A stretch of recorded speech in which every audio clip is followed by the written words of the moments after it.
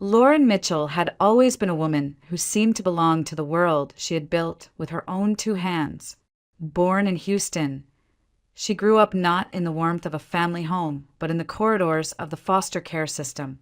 From an early age, she learned that life would not hand her anything easily.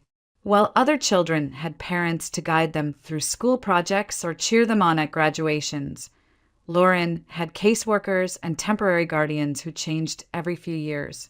Yet there was a flame in her, something stubborn and unyielding. Teachers would often say she read more books than anyone else in her class. She knew even as a teenager that if she wanted a future that looked different from the world she was born into, she would have to fight for it with relentless determination. By the time she reached college, Lauren had earned herself a scholarship to study business administration at the University of Houston. She spent long nights in the library, working part-time jobs during the day just to keep her head above water. While others partied on weekends, she interned at firms downtown, soaking up every ounce of knowledge she could. Professors admired her discipline, classmates admired her drive, and somewhere deep inside, she carried the quiet pride that she was crafting a destiny no one could take away from her. It was during one of these internships that she met David Mitchell. He wasn't just another professional in a suit. He carried himself with a quiet authority that came from both confidence and experience. David was already on the fast track in the Houston oil industry, working under a respected mentor who had built a formidable energy company from the ground up. He noticed Lauren not only because of her intelligence, but because of the way she carried herself, as though every room she entered belonged to her if she worked hard enough. Their conversations began casually about economics and global energy markets, but slowly shifted into late-night dinners and shared laughter. Their relationship unfolded like something out of a dream. David, 5 years her senior, admired her resilience and her clarity of purpose. Lauren, who had known instability all her life, felt safe for the first time. When David proposed, he promised her not only love, but a life where she would never again feel alone or uncertain. Their wedding was elegant, attended by Houston's elite, and Lauren, in her white silk gown, felt as though she had stepped into a life she once only read about in books. In the years that followed, David rose higher. When his aging mentor passed away, leaving behind not only a legacy, but also a corporation worth billions, David was the one entrusted to take the reins. It was a moment of triumph that should have been filled with pure celebration. The newspapers wrote glowing articles about his vision for the future. Investors flocked to support him, and the Mitchell name became synonymous with power in Houston's oil corridors. Lauren stood beside him at gala dinners and press conferences, always composed, always radiant, the very image of a perfect wife to a powerful man. But Lauren was never content to simply be the wife. She had her own ambitions, ones that had taken root long before she married David. With his encouragement, she opened a boutique in the River Oaks district, Houston's most luxurious shopping quarter. It wasn't just a store. It was a reflection of her taste and her belief that even the smallest details in a home could make life feel extraordinary. Every fabric, every piece of decor she curated carried her touch. Customers adored her eye for design, and soon her boutique became a destination for Houston's wealthiest families. Walking through the polished marble floors of her shop, Lauren felt the satisfaction of knowing she had built something that was hers alone. From the outside, their lives looked untouchable. A sprawling estate on the outskirts of Houston, a fleet of cars, vacations in Aspen during the winter, and the Amalfi Coast in the summer. Photographs of them graced society pages. David in his tailored suits, Lauren in her elegant dresses, both smiling as though nothing in the world could shake their foundation. Friends envied them, employees respected them, and to the casual observer, the Mitchells were the embodiment of the American dream. Yet beneath the surface, Lauren carried a weight she rarely spoke of. For 6 years of marriage, there had been no children. At first, it didn't worry her. They were both busy, both consumed with building their empires. But as time passed, as friends welcomed their second or third child, The silence in the Mitchell home grew heavier. Family gatherings became delicate affairs, with well-meaning relatives asking when they might finally hear the sound of little feet running across the marble floors. Lauren smiled politely, but every question landed like a stone in her chest. She had visited doctors, undergone every test, and was told there was no medical reason preventing her from conceiving. Still, month after month, nothing changed. David tried to reassure her, insisting they had time, that the right moment would come. But sometimes late at night, when she saw the distant look in his eyes, Lauren wondered if he too carried the same quiet disappointment. The boutique thrived, the company prospered, the wealth grew, but the absence of children became a shadow in their otherwise brilliant lives. And though Lauren never admitted it aloud, there were nights when she lay awake, staring at the ceiling, feeling a gnawing fear she couldn't shake. That perhaps perfection was only an illusion. That beneath the gilded life she had worked so hard to create, a storm was gathering, one that could sweep everything away. Lauren had been looking forward to that afternoon all week. David had promised her they would meet for lunch at his downtown office, a rare break in his relentless schedule. She dressed carefully that morning, choosing a pale blue dress he had always said brought out her eyes, and drove into the heart of Houston with a smile she hadn't worn in weeks. But when she arrived at the glass-fronted skyscraper bearing the Mitchell Energy logo, something felt wrong. The receptionist greeted her warmly, but as Lauren walked past the polished marble lobby and toward David's executive floor, she noticed the unusual quiet. His office was always bustling, assistants moving quickly, phones ringing with the urgency of global markets. Today there was only stillness. Ashley Moore, his young secretary, rose nervously when Lauren entered the outer office. The girl couldn't have been more than 23, with a neat pencil skirt and anxious eyes that darted toward the closed door of David's office. "Mrs. Mitchell," she said, her voice pitched higher than usual. I didn't expect you." Lauren smiled politely, masking her growing unease. "David and I had plans for lunch. Is he free?" Ashley hesitated, her fingers twisted around the pen she was holding. He hasn't been in today." Lauren's brow furrowed. "What do you mean he hasn't been in?" "We spoke this morning. He told me he'd meet me here at 12:30. The secretary bit her lip. "I've called his cell half a dozen times. He didn't answer. I thought maybe he was with you." A cold ripple moved through Lauren's chest. David was punctual to a fault. He never missed meetings, never disappeared without explanation.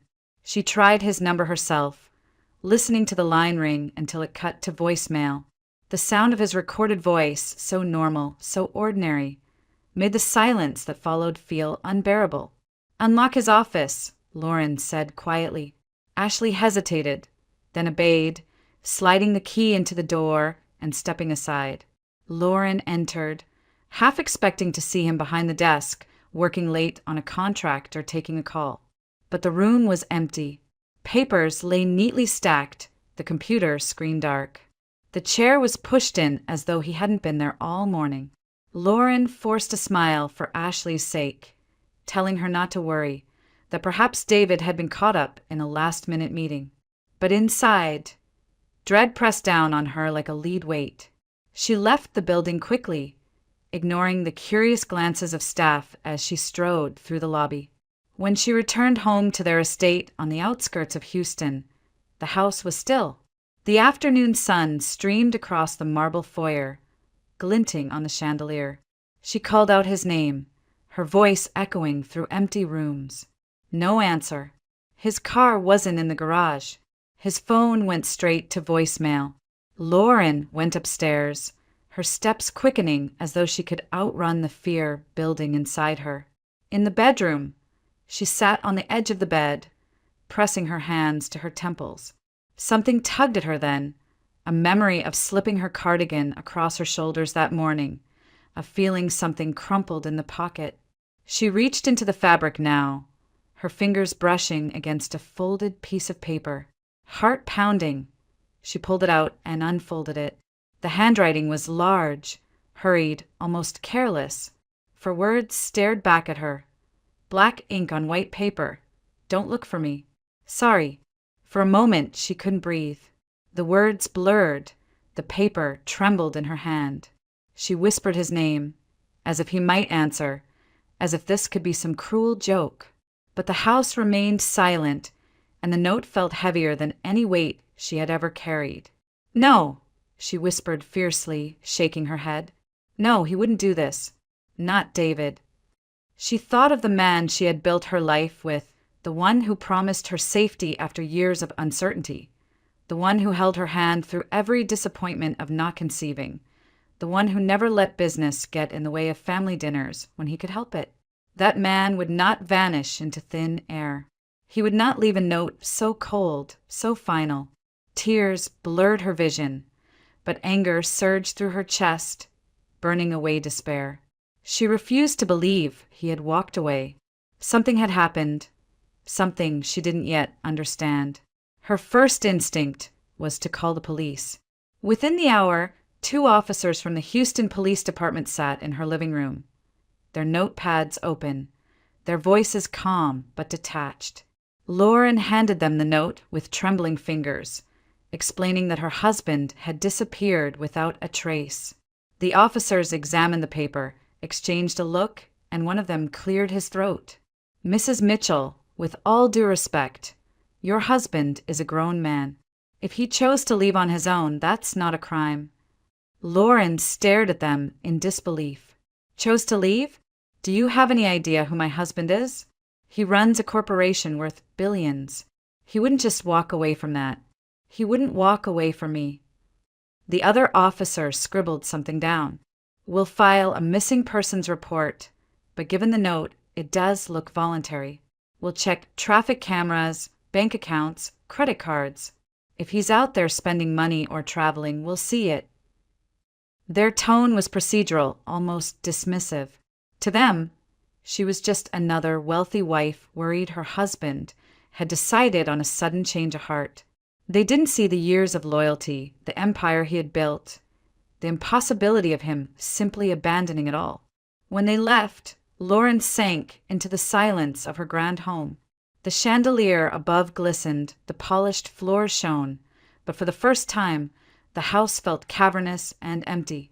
She held the note in her hands, staring at the uneven letters, and whispered again to the absent man she loved, "Where are you, David?" In the weeks following David's disappearance, Lauren's life split into 2 demanding halves. By day, she managed her boutique in River Oaks, ensuring that shipments arrived on time, that wealthy clients were treated with the level of service they expected, that the store carried the sheen of effortless perfection. But by night, and often well into the morning hours, she found herself tangled in the affairs of Mitchell Energy, the empire her husband had left behind. The board of directors had been patient at first, offering their sympathy, their polite assurances that David would return soon. But as weeks turned into months, their patience grew thin. Shareholders wanted answers. Partners wanted stability. Lauren, who had always been content to orbit around the company without stepping into its center, suddenly became the only Mitchell still standing in the storm. She leaned heavily on Henry Caldwell, David's longtime assistant and operations chief. Henry had been with the company for more than a decade, known for his loyalty and sharp organizational skills. He was tall, with graying hair at his temples, the kind of man who exuded calm in meetings where tempers ran high. "Let me handle the day-to-day," he told her in his steady voice. "You've been through enough already." At first, Lauren was grateful. Henry attended every board meeting, returned every investor call, and presented himself as the face of continuity. When reporters began circling, eager to sniff out weakness, Henry proposed holding a press conference.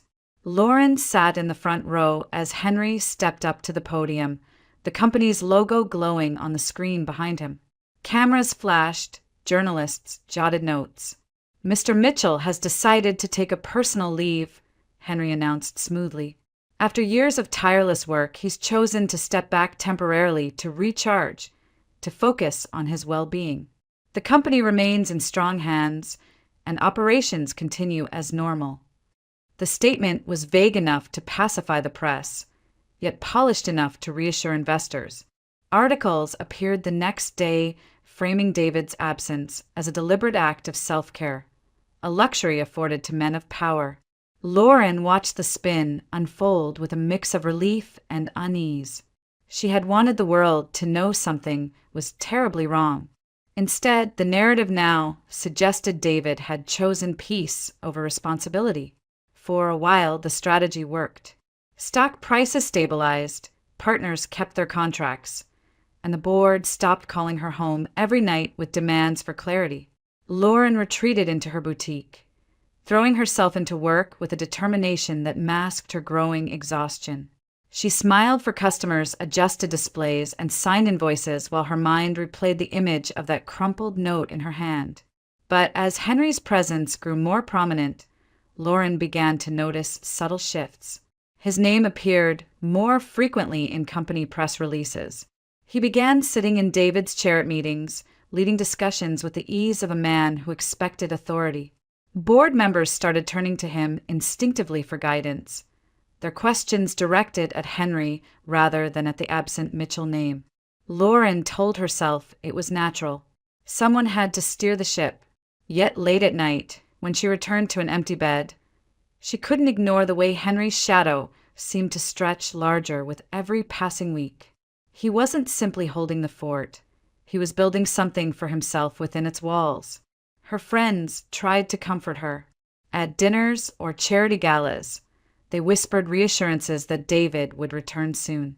But beneath their polite words, she could sense curiosity, even skepticism. 6 months was a long time. Too long. Whispers in Houston's social circles grew sharper. Had David abandoned her? Had the marriage not been as perfect as it seemed? Lauren carried herself with grace in public, never allowing the mask to slip. But inside, she felt the weight of isolation pressing down with unbearable force. Each morning, she woke in the vast Mitchell estate, listening to silence where laughter used to be. Each evening, she locked the boutique, walking to her car alone, wondering if she looked more like a businesswoman or a widow. The police had little more to offer. The missing persons report remained open, but there were no leads. No credit card activity, no bank withdrawals, no sightings. It was as if David Mitchell had vanished into air, and with every day that passed, the official suspicion that he had left of his own free will gnawed at her sanity. Sometimes, in the quietest hours of night, she would sit in David's study, running her fingers along the spines of his books, breathing in the faint scent of his cologne that still lingered in the leather chair. She would whisper his name into the silence, as though her voice might somehow carry across whatever distance lay between them. But only silence answered back. By the 6th month, Lauren's world had narrowed into a lonely rhythm. Manage the boutique, attend obligatory meetings, stand beside Henry at public events, return home to emptiness. Outwardly, she remained poised, the perfect Mitchell wife. Inwardly, she felt herself drifting closer to widowhood, though no official declaration had been made. And in those quiet moments when she caught her reflection in the mirror, Lauren barely recognized the woman staring back. The woman who had once fought her way out of foster care, who had built a life with sheer determination, now looked like a shadow of herself, haunted, exhausted, and waiting for an answer that never came. Lauren had thrown herself into the boutique with more intensity than ever. If she wasn't overseeing operations at Mitchell Energy, she was buried in fabrics and ledgers, chasing new suppliers to keep her store at the forefront of Houston's luxury scene. One evening, exhausted after a string of meetings, she sat at her desk flipping through a catalog of potential vendors. A glossy magazine slid across her lap, and her eyes caught on a page that made her blood run cold. The image was nothing extraordinary at first glance. A group of rugged men standing in front of a timber mill somewhere in the Canadian wilderness. They wore heavy flannel jackets, gloves tucked into their belts, the kind of picture that usually accompanied articles about sustainable forestry. But in the middle of the group stood a man who made Lauren's heart stop. He looked exactly like David. Her eyes devoured the image. The jawline, the slope of the nose, even the way he carried his shoulders, it was him. She traced the photograph with trembling fingers, reading the caption that named the company Northern Timber Company, British Columbia. The name beneath the man was Ethan Caldwell. The rational part of her mind screamed that it was impossible. David had vanished 6 months earlier, leaving behind only a cryptic note. Could he have been working here all along, chopping wood in a foreign country? The idea made no sense, but the resemblance was too perfect to dismiss. By the next morning, Lauren had made her decision. She arranged coverage for the boutique, cleared her schedule, and booked a flight to Vancouver. It wasn't impulse, it was desperation. If there was even a chance this man was David, she had to know. The journey north felt surreal. From the warm, bustling streets of Houston, she was carried into landscapes of towering evergreens and snow-dusted peaks. The closer she came to the small town near the logging site, the more her nerves frayed. She rehearsed what she might say if she found him, what she might do if he looked into her eyes and pretended not to know her. The air in British Columbia was sharp and clean when she stepped out of the rental car. The sawmill loomed in the distance, its machines humming, the scent of fresh pine hanging heavy. Workers moved with practiced rhythm, hauling timber, shouting instructions. Lauren's heels clicked against the gravel as she crossed the yard, her presence drawing curious glances. And then she saw him. A man stepped out from behind a truck, wiping sweat from his brow with the back of his gloved hand. For a heartbeat, Lauren's knees went weak. It was David, her David, standing in worn jeans and a plaid shirt, his hair a little longer, his face roughened by labor. She opened her mouth, his name trembling on her lips. David! He turned at the sound of her voice, startled, and in that instant she realized her mistake. The eyes staring back at her were the same shape, the same piercing blue, but the expression in them was unfamiliar. Not the recognition of a husband seeing his wife, but the wary confusion of a stranger. "Can I help you, ma'am?" His voice was steady, laced with a Canadian accent. Lauren's chest tightened. She swallowed hard, forcing the words out. You look exactly like my husband." The man frowned. "Your husband? I think you've mistaken me for someone else. Name's Ethan Caldwell." He extended a calloused hand, politely, though suspicion lingered in his eyes. Lauren stared at him, barely able to take his hand. The resemblance was so uncanny it was almost unbearable. You're certain you don't know me?" Ethan shook his head. "Never seen you before in my life. I've lived in British Columbia my whole life. My wife, Hannah, and we've been married 10 years. We've got 3 kids." He gestured toward a nearby truck where a smiling woman waved before climbing into the cab with 2 small children bundled in coats. The sight was like a knife twisting in Lauren's chest. This wasn't David playing some cruel game. This was a man with a family, a history, a life that didn't intersect with hers at all. Still, she couldn't let go of the resemblance. "Please," she whispered, her voice trembling. "You look so much like him. His name is David Mitchell. He disappeared 6 months ago in Houston. The police think he left me, but I know that isn't true." For a moment, compassion softened Ethan's gaze. "I'm sorry for what you're going through, but I'm not your husband. My family is right there. You can ask anyone in town. I've been here for years." Lauren nodded numbly, her mind a storm. Logic told her to walk away, to accept the impossibility. Yet something deep inside refused. The likeness was too precise, too absolute. There had to be a reason. As she turned to leave, the sawmill's machinery roared louder, drowning her thoughts. She looked once more at Ethan, who had already returned to work, hefting a log as though nothing unusual had happened. To everyone around him, he was just another laborer in the Canadian wilderness. But to Lauren, he was the ghost of her missing husband, standing alive before her in another man's skin. And as she drove back toward the small inn where she had booked a room, one thought clung to her with relentless force. If this wasn't David, then who was he? And what did his existence mean for the mystery consuming her life? Lauren returned to the sawmill the next morning, unable to silence the questions gnawing at her. Ethan had been courteous but firm the day before, yet she could not walk away without knowing more. He met her outside the small break shack, curiosity written across his face. "You're persistent," he said, leaning against the wooden railing, arms folded across his chest. "I have to be," Lauren replied softly. "You look too much like him. There has to be an explanation." For a long moment, Ethan studied her. Finally, he sighed and motioned for her to sit on the step beside him. "I don't usually share this with strangers, but I'll tell you because you seem desperate to make sense of it. I wasn't born here in Canada." "Not really." Lauren's pulse quickened. "What do you mean?" "I was adopted," Ethan said, his gaze fixed on the forest beyond. "My parents told me I came from Russia, some orphanage in Siberia. I was only a baby when they brought me to Canada. I don't remember anything before them. But I've always wondered, maybe there's someone out there who looks like me. A brother, maybe. A twin." The word hung in the air, twin. Lauren's breath caught in her throat. Her mind raced, piecing together fragments she had never considered before. David had been private about his early childhood. He was raised in Houston, told everyone his parents had passed when he was young, but details were always vague. Could it be possible that somewhere, somehow, his past had been split in two?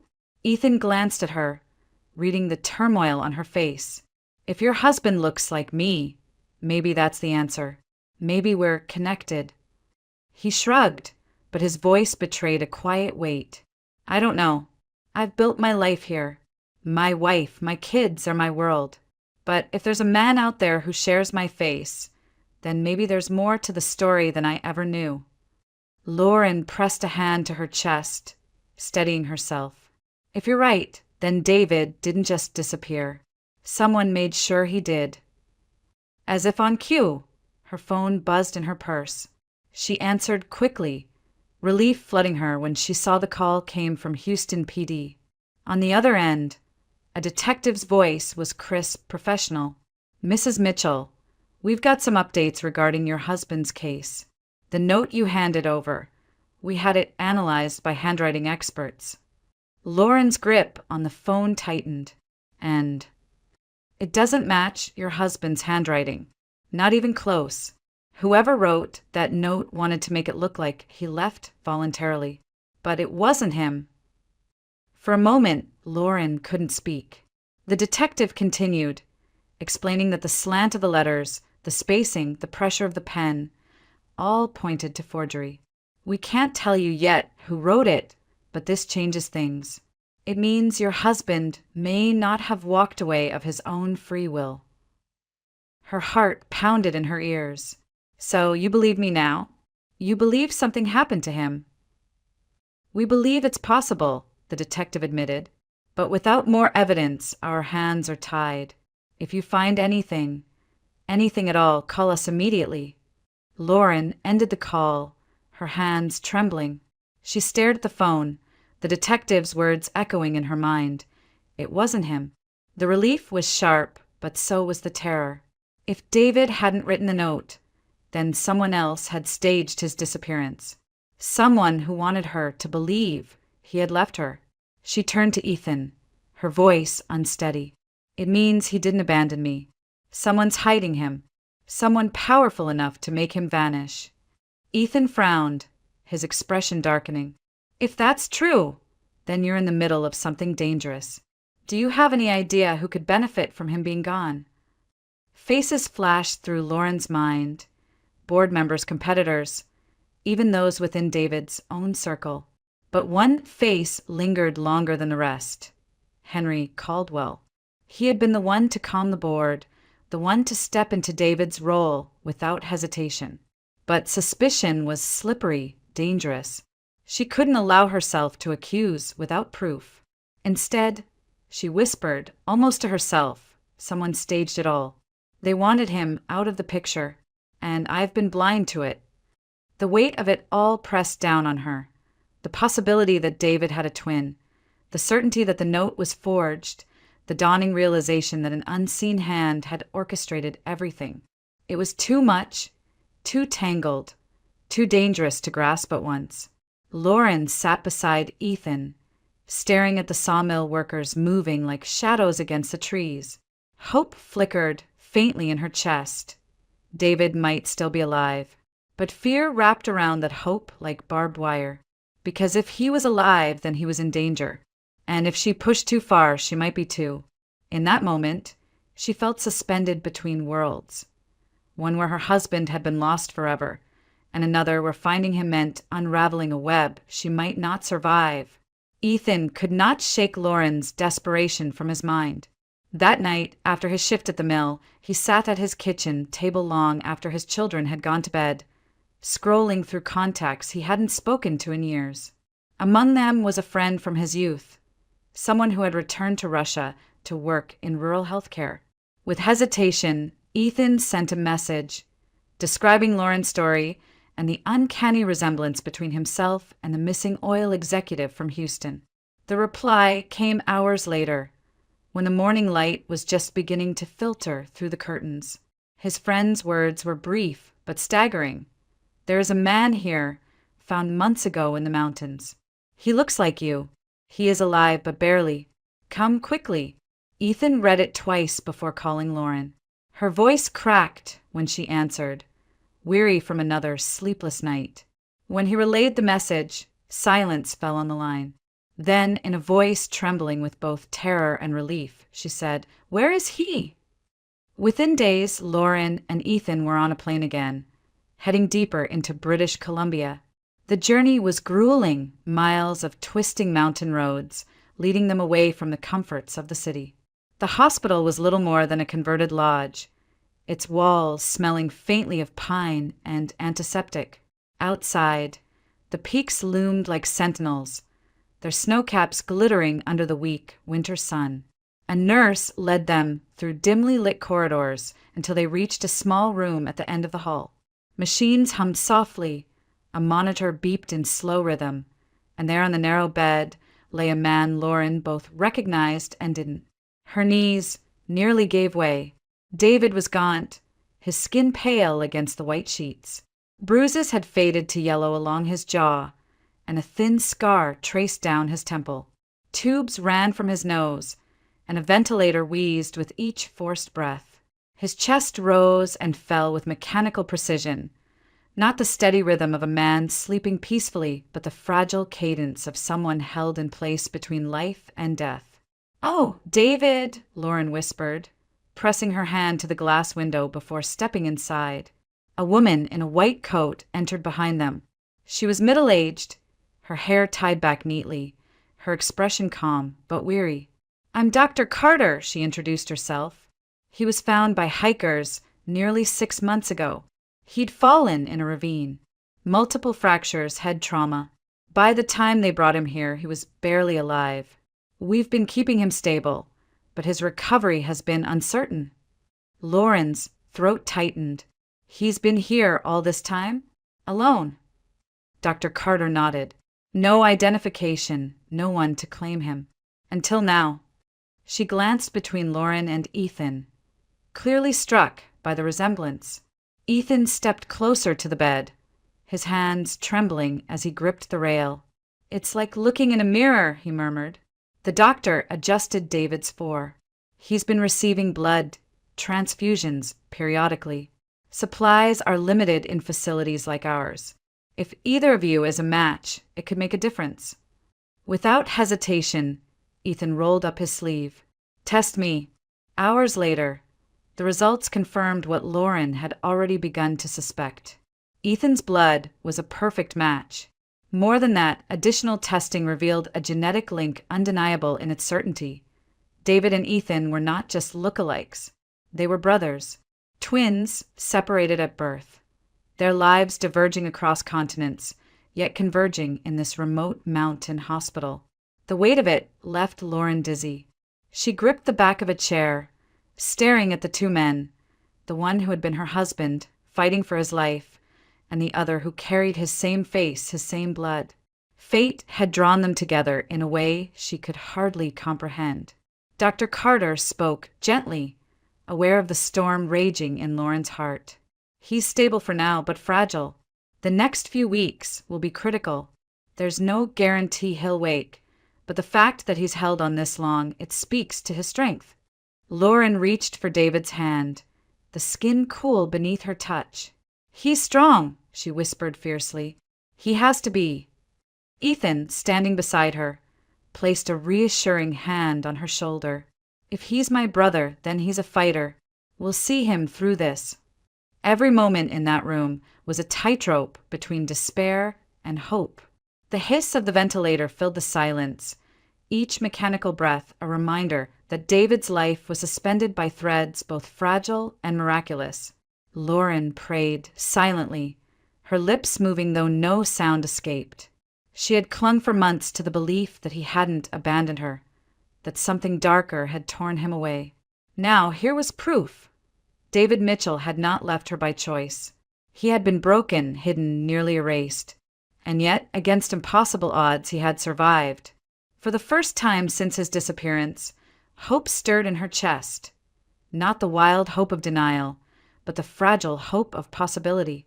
Still, with it came fear, sharper than ever, because if someone had tried to erase David, then that same someone might not be finished yet. The weeks that followed were an agonizing vigil. Lauren spent every day by David's bedside, the hiss of the ventilator and the steady beep of the monitor becoming the rhythm of her existence. She read to him, spoke to him, held his hand as though her voice alone could tether him to life. Ethan visited often, standing silently at the foot of the bed, torn between the strangeness of finding a brother and the bond that had already begun to grow. Then one morning, the miracle came. The sound was so small, she almost missed it, a faint rasp of breath that didn't come from the machine. Lauren's head shot up from where she had dozed in the chair. David's fingers twitched against hers. Slowly, painfully, his eyelids fluttered open. "David." Her voice broke as she leaned forward, her tears falling freely now. "It's me. It's Lauren. You're safe." His eyes, clouded with confusion, searched the room. He tried to speak, but the effort brought only a hoarse croak. Dr. Carter rushed in, checking his vitals, adjusting the tubes, her face breaking into a relieved smile. "He's waking," she confirmed. "Give him time." Within hours, David was breathing on his own, weak, fragile, but alive. When his voice finally returned, rough as gravel, the first word he managed was her name. "Lauren." She clasped his hand against her cheek, sobbing openly. "I thought I lost you. For 6 months, I thought you left me. But you didn't. You're here." His gaze shifted, landing on Ethan, who hovered uncertainly by the doorway. For a long moment David stared, as though confronting his own reflection. "Who?" Lauren explained in halting words, her voice trembling with disbelief even as she spoke. Ethan stepped forward, his tone gentle. "Name's Ethan Caldwell. Turns out we're brothers. Twins, from what the doctors say." David let out a shaky breath, closing his eyes. "I always wondered, but I never knew."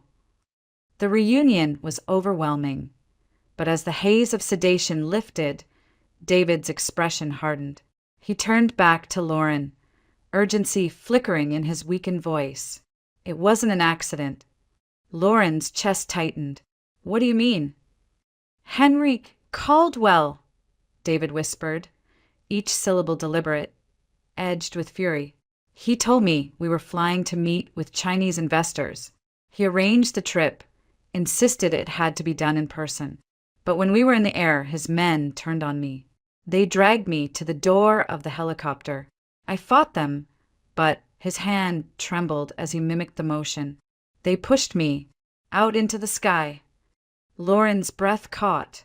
She had pictured his fall 100 times in her nightmares, but hearing it now was unbearable. "How did you survive?" "Trees," David rasped. "I hit the trees. The branches broke the fall. I don't remember much after that. Just cold, pain, and then nothing until I woke up here." Ethan clenched his fists, his jaw tightening. "So Henry tried to kill you. Your own right-hand man." David nodded weakly.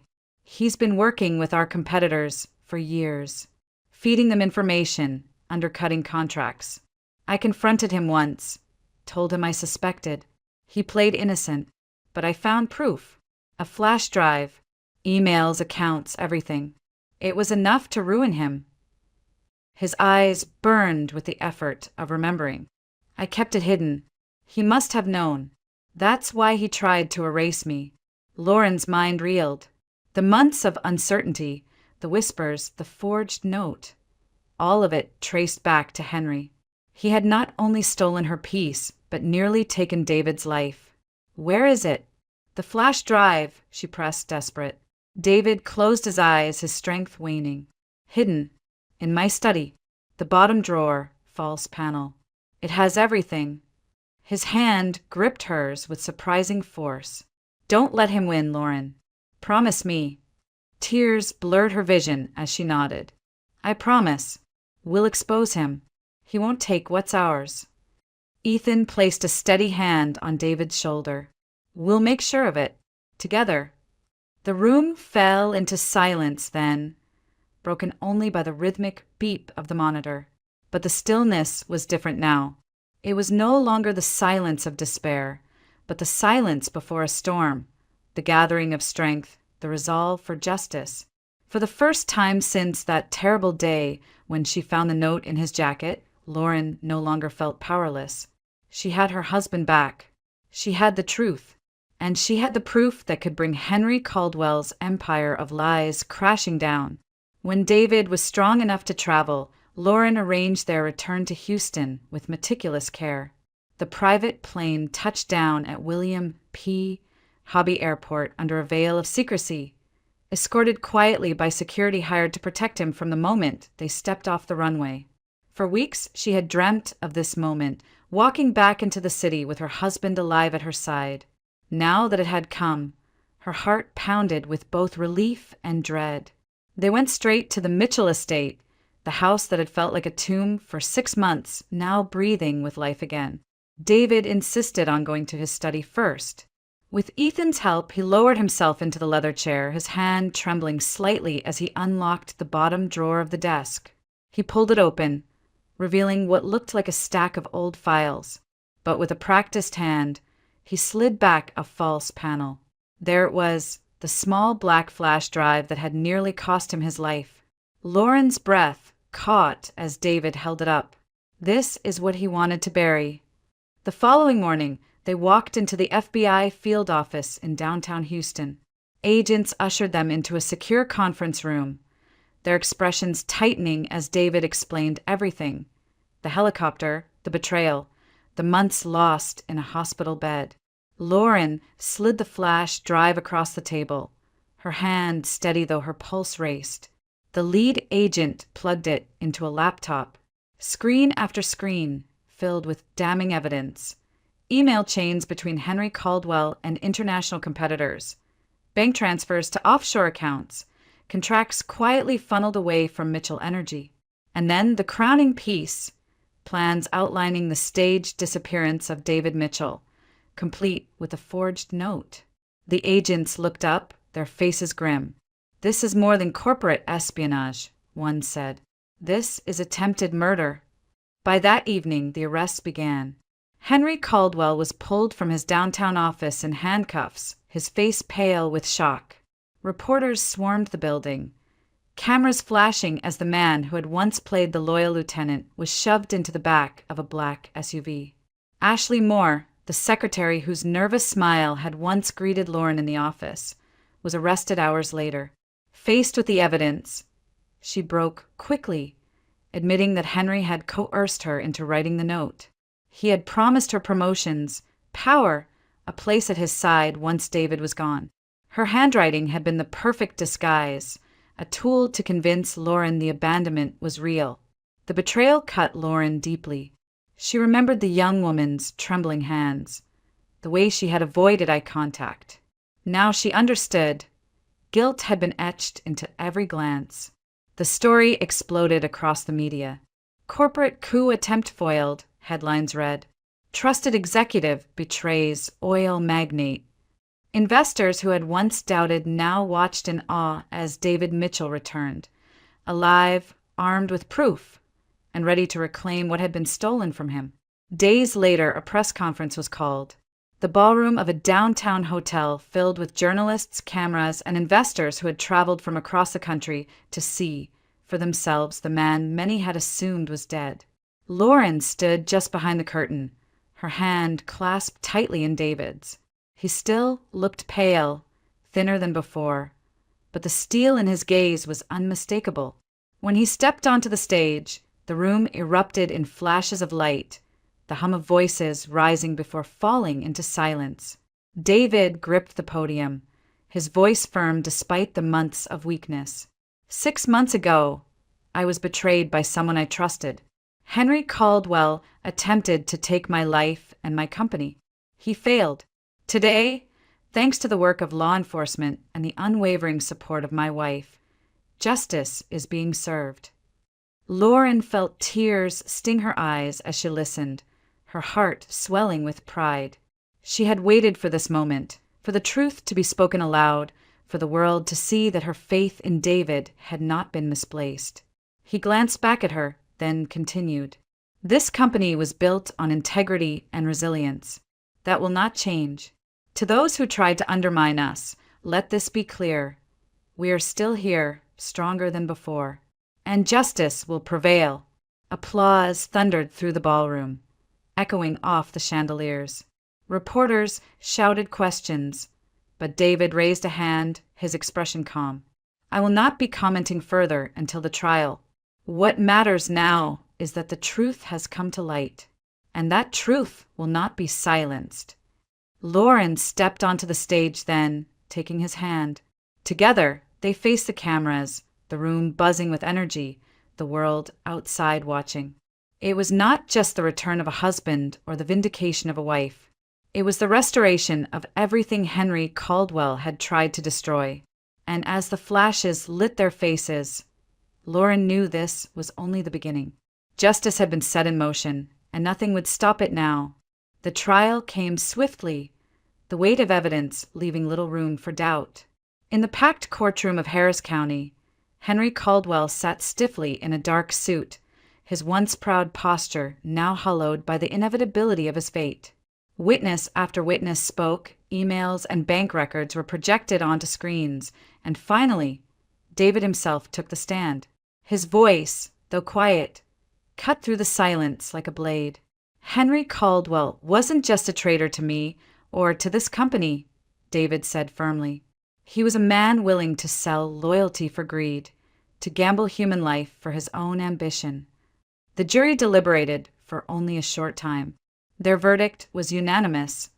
Guilty on multiple counts: attempted murder, conspiracy, and economic espionage. The judge's sentence was severe: decades in federal prison, a life spent behind bars instead of boardrooms. For a man who once dreamed of power, it was the ultimate humiliation. Ashley Moore's fate was less dire, but no less devastating. She struck a deal with prosecutors, confessing to her role in forging the note and cooperating against Henry.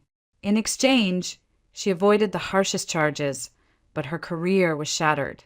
Her name appeared in every headline, not as the ambitious young professional she had once aspired to be, but as the secretary who betrayed her boss's wife for empty promises of advancement. By the time the trial ended, no company in Houston would hire her. She disappeared from the city, her reputation in ruins. For Lauren, the closure was bittersweet. Watching Henry led away in handcuffs and Ashley reduced to a cautionary tale brought a measure of satisfaction. But no victory could erase the months of fear and loss.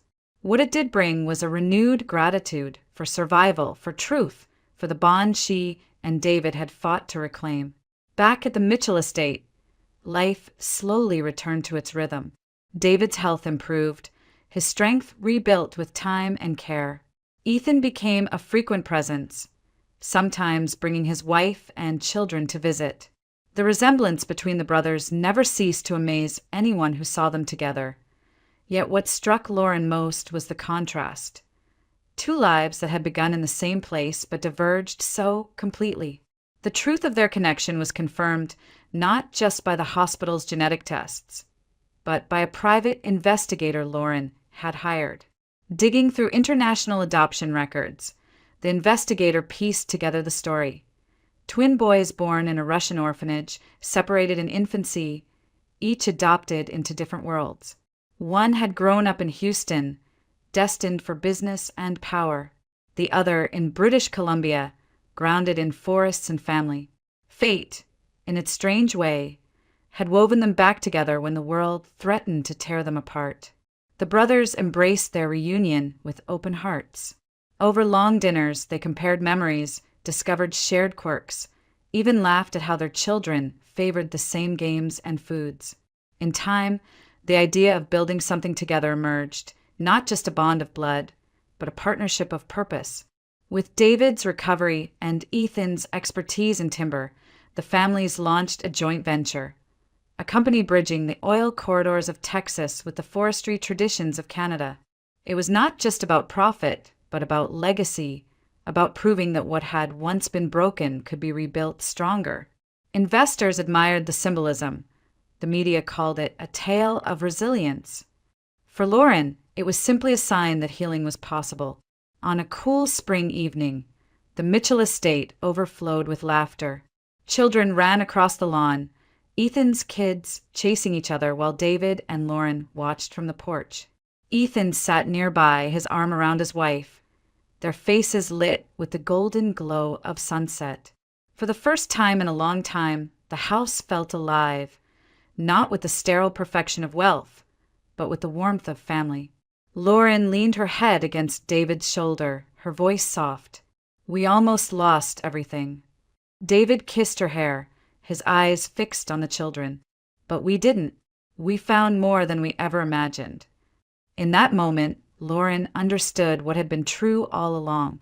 Money could vanish, reputations could be tarnished, empires could crumble. But family, the ties of loyalty and love, was the only wealth that truly mattered. The storm had passed, but its lessons would never leave her. She had learned that resilience was not the absence of fear, but the strength to endure it. That betrayal could wound, but it could not erase trust when it was anchored deep. And that sometimes the greatest revenge was not destruction, but survival, living well, living fully with those who stood by you. As the sun slipped below the horizon and the sky turned to twilight, Lauren felt peace settle over her for the first time in months. The nightmare was behind them. Before her stretched not just the promise of tomorrow, but the certainty of a family forged through fire, unbreakable and true.